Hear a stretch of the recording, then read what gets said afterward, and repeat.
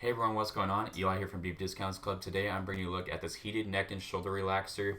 As you can see, it simply goes underneath your neck while you're laying on the ground, and then it also has a heated unit so it feels nice on your neck and shoulders.